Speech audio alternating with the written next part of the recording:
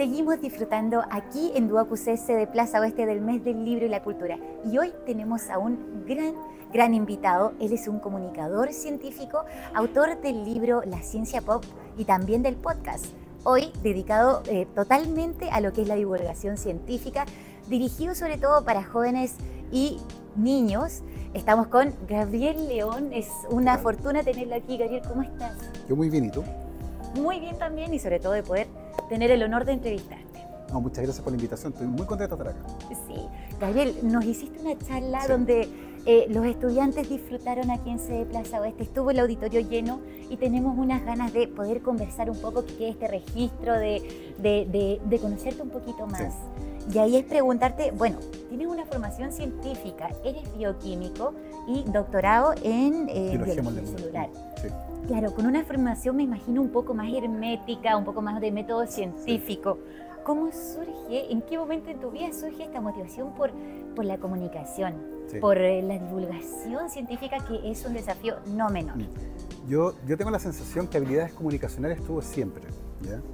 De hecho, en la universidad, cuando había que presentar trabajos, por ejemplo, mis compañeros me pedían que presentara yo, porque tenía habilidades para transmitir ideas. Y no me había dado cuenta que esa habilidad, que era útil en lo que yo hacía, era también valiosa en otros contextos. Y eso solo ocurrió cuando ya era científico, estaba dedicado a esta actividad, y el año 2011 jugando fútbol, el año 2010 jugando fútbol, me corté el tendón de Aquiles. Y en ese espacio, en esa pausa forzada en mi carrera, me puse a escribir, que era algo que también disfrutaba mucho, y me di cuenta que las cosas que yo escribía, que estaban vinculadas con la divulgación científica, yo contaba lo que hacía un poco, las personas las disfrutaban, les gustaba leer lo que yo escribía. Y ese feedback, poder saber que lo que uno hace le gusta al resto, que lo hace bien, a mí me gustó mucho y además me permitió desarrollar esa habilidad que tenía para comunicar.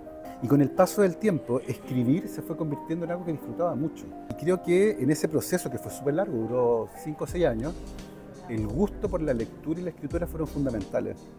Y después, gracias al azar, logré publicar un libro, que fue La Ciencia Pop. En ese ejercicio, a esta altura llevo ya 10 libros, y estoy dedicado ya a tiempo completo a esta actividad, a escribir, a hacer podcast, a hacer programas de televisión, a ir a centros de educación como colegio, universidad, instituto, a contar un poco qué es lo que se hace desde la ciencia y cómo eventualmente se puede comunicar mejor. O sea, tú contabas ahí en la charla y más o menos de lo que yo puedo escuchar, que hoy en día estás totalmente dedicado a esto, más que nada a comunicar y divulgar la ciencia. Totalmente. Pero de todas maneras sigues siendo científico. Sí. Entonces, ¿cómo convergen esas aristas? ¿Cómo converges el tema de la ciencia, que es una pasión para ti, con la literatura? ¿Se te hace difícil o a ti se te ha hecho algo muy dinámico? Yo creo que fue completamente circunstancial y para mí es muy fácil. Wow. ¿En qué sentido? En el sentido de que, como me gusta tanto la ciencia y me gusta tanto contar historias, estoy todo el tiempo pensando en eso. De hecho, me pasa mucho que voy caminando por la calle y voy pensando y me acuerdo de una historia que escuché hace un tiempo y la vinculo con otra que escuché hace más tiempo y voy hablando solo. La gente debe pensar que estoy loco y que camino hablando por la calle. Y de repente digo, estas dos historias se conectan a través de este elemento y esto es entretenido. Saco el teléfono y me mando un mensaje a mí mismo. Ya, entonces digo, un chat interno. Chat interno. Entonces, esta historia con esto y lo guardo. Y después cuando llego a mi casa, empiezo a conectar esos puntos, me encanta hacer eso, y empiezo a decir, mira, esta historia que está aquí, la puedo conectar con esto, y me permite contar, explicar algo que está vinculado con este otro tema. Y ese ejercicio que ya llevo haciéndolo a esta altura, 14 años, con el paso del tiempo se va convirtiendo en algo que tiene vida propia. Tengo la sensación de que convergen muy bien la ciencia con esa necesidad humana de contar historias. Nos encanta contar y escuchar historias. Y para mí, ese vehículo, esa forma de contar historias se ha convertido en el mejor vehículo, además, para contar ciencia. Y ahí es preguntarte, hoy en día, por ejemplo, la ciencia pop, que ya te voy a preguntar un poquito de qué trata, en el caso de alguien que no lo haya leído, pero te dedicas sobre todo, llegas súper bien al público joven. ¿Cómo has encontrado, cuál es la estrategia que más se te ha dado para poder enganchar y atraer a ese público joven que se interese, por ejemplo, de la ciencia? Yo creo que hay dos elementos clave. El primero es el lenguaje. El lenguaje debe ser accesible. El lenguaje, la forma de hablar, las palabras que yo uso, no pueden ser una barrera. Eso es lo primero. Y lo segundo son las historias. A todo el mundo le gusta escuchar una buena historia. Entonces, cuando tú logras mezclar esas dos cosas, tomas la ciencia le quitas la parte compleja que es el lenguaje habitualmente, lo convierte en una historia que yo puedo entender y que además es entretenida, o sea, que lo pasas bien, que es algo que puede ser sorprendente para muchos, como la ciencia va a ser entretenida si es tan compleja, porque en el colegio era algo complejo, y no, la ciencia es súper entretenida. Entonces tengo la sensación que una buena historia con un lenguaje que es comprensible es lo que uno requiere para poder hacer lo que yo hago.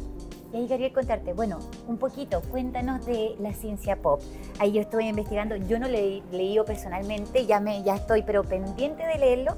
Es eso de que tú puedes encontrar preguntas e incitas mucho a la curiosidad de la ciencia. Más o menos, ¿en qué te basaste? Son varias historias cortas que nacen siempre desde alguna curiosidad. Por ejemplo, una de las historias que escribí. Un día estaba leyendo un artículo científico, un estudio, que mostraba que habían entrenado palomas para identificar tumores en imágenes médicas. ¡Wow! Así como, y con una eficacia, una eficiencia enorme. O sea, un grupo de palomas entrenadas era tan buena identificando un tumor como un médico radiólogo, a ese nivel. Y las entrenaron con comida. Las hacían identificar patrones. Y dije, qué fantástico, ¿hace cuánto se hace esto? Bueno, y gracias a eso llegué a la historia de un psicólogo estadounidense que en los años 50 comenzó a entrenar palomas para que guiaran misiles. Ponían palomas en la punta de un misil y la entrenaron para que picotearan una pantalla. Entonces cuando veían un barco, picoteaban ahí y ayudaban a que el misil fuera hacia el barco. Entonces en los años 50 hubo un proyecto que se llamó Proyecto Paloma y que intentó usar palomas como guías de misiles. Yo encontré que la historia era fascinante y que además se conectaba después con esta otra historia de palomas haciendo diagnósticos médicos. Y eso nos permitió hablar de psicología, de cómo los psicólogos tenían ciertas ideas sobre el aprendizaje, de tecnología, sobre cómo se dirige un misil, de percepción, cómo las palomas pueden ver algo, de la memoria que tienen. Las palomas tienen muy buena memoria. Y todo eso es súper entretenido. Entonces, ese tipo de historias muy cortitas de 4 o 5 páginas están en la ciencia pop. Oye, qué interesante, o sea, unas ganas de preguntarte por más y de tus otras obras, La Ciencia Oscura, algo que nos puedas decir de qué es eso. Bueno, es un libro que nace a partir de historias que había leído sobre experimentos realizados con seres humanos. La experimentación científica con seres humanos hoy día es fundamental, se necesita. Si queremos probar una vacuna, por ejemplo, hay que probarla en personas, pero eso ocurre en un marco y en un contexto súper bien regulado, donde yo te tengo que pedir permiso, tú tienes que entender lo que vas a hacer, tú eres un voluntario, en este caso una voluntaria. Claro. Si no te gusta en algún momento, tú te puedes ir sin ningún problema, no estás obligada, no puede haber un pago, no puede haber coerción, tengo que respetar tus derechos, tengo que informarte. Eso no fue siempre así. Y en la historia, particularmente en poblaciones más vulnerables, por ejemplo, poblaciones afroamericanas en Estados Unidos, o presos también en distintos países, se hicieron experimentos bien brutales, sin preguntarles su opinión, sin consentimiento. Y muchas veces esos experimentos, además, no nos permitieron aprender nada. O sea, ni siquiera, o sea, más allá de lo moralmente equivocado que era, ni siquiera nos permitieron aprender algo. No tuvieron un impacto positivo. No, fueron casi diseñados para hacer daño. El ejemplo más claro es lo que ocurrió con los experimentos en los campos de concentración nazi. De experimentos brutales, como inyectar agua de mar en las venas de alguien, no tiene ningún sentido. Y ese tipo de experimentos brutales, y otros no tan brutales, pero que ocurrieron también en contextos de vulneración de derechos, y que ocurrieron en los 50 y los 60, diría yo, principalmente, permitieron delinear la forma en que hoy se hacen esos experimentos. Y la bioética moderna nace gracias a estas historias tremendas, difíciles, oscuras, que permitieron construir el marco bioético que tenemos hoy. Y esas son las historias que están en ese libro, son experimentos realizados hace unos 100 años, la mayoría de ellos 50 años, en seres humanos sin su consentimiento. Y esas historias las cuento en el contexto de tratar de entender cómo hoy se hace ciencia cuando participan seres humanos. Cuáles son los cuidados que tenemos que tener y la forma en que se trabaja. Muy interesante ahí, Gabriel. Y ya terminando, en contexto del mes del libro y la cultura que estamos viviendo, me encantaría que tú les pudieras dejar un mensaje a toda nuestra comunidad educativa de cómo una herramienta tan importante como la literatura al momento, por ejemplo, de traer exponentes como tú, que gracias a la literatura han podido, digamos, hacer estas obras maravillosas, cómo nuestros estudiantes lo pueden utilizar, porque acá no tenemos carreras humanistas, pero cómo incentivar a la gente, a los estudiantes, que la literatura, por ejemplo, puede ser una gran herramienta para poder divulgar la pasión que uno tenga. A ver, personalmente creo que los libros son de las cosas más fantásticas que hemos hecho como especie. ¿Ya? Cuando uno lee un libro, lo que está haciendo literalmente es meterse en la cabeza de otra persona. De hecho, puede ser un libro que tú lees de alguien que murió hace cientos de años y estás metido en la cabeza de esa persona que a través del libro te habla a ti y te cuenta algo. Aprovéchenlo. Aprovechen el espacio, aprovechen que lo tienen. Esto es un privilegio, tener un espacio así dedicado a la lectura y a los libros. En esta biblioteca también. Lean lo que les interese, no tienen por qué leer lo que la gente les dice que tienen que leer. No es como, oye, léete la última. No, lean lo que si les gusta el fútbol, lean de fútbol. Si les gusta la cocina, lean de cocina. Si les gusta el arte, lean de arte. Pero aprovechen que tienen este espacio y usen la lectura para ustedes, para crecer. Y si les gusta escribir, háganlo, escríbanlo y pasen de ese lugar donde da un poco de susto y muéstrenle a otras personas lo que ustedes escriben.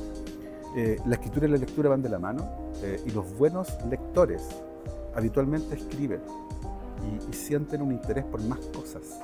Aprovechenlo y sobre todo aprovechen este espacio.